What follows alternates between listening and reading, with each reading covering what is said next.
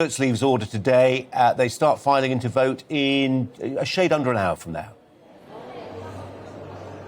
That's right, and it's after a few days of pretty tumultuous campaigning. It feels like an awful long time ago that the previous round 2 in this contest, took place early on Thursday afternoon. Of course, at that point, Suella Braverman, remember her? She came last and therefore became eliminated. So really, if we're looking without too much skullduggery, it'll be her backers who are going to be making the difference this time around. And she's someone who seemed to be on the Brexity right of the party, which means that a Brexity right sort of candidate would be looking to mop up most of that residual support. Suella Braverman has herself endorsed Liz Truss, but also since then, of course, there have been those 2 debates. First on Channel 4 with an audience which many people thought was a little bit distorting of the process when you had a lot of audience participation and a pretty lively host of that debate as well. And then, of course,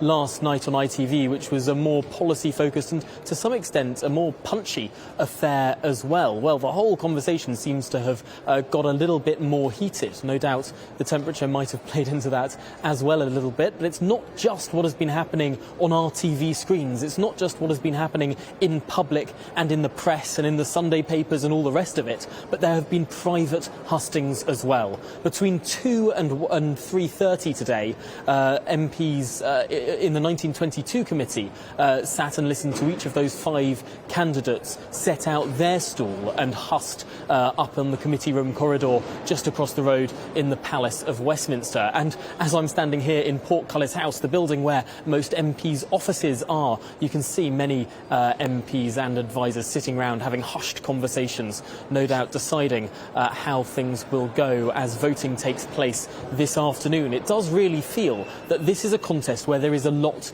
to play for, and I do have to say that it is understandable why those 2 people who are seen to be more front-runners in this contest, those people that might well do very well this evening, it's easy to see why Liz Truss and Rishi Sunak might have thought that no more public debates would be in their interest.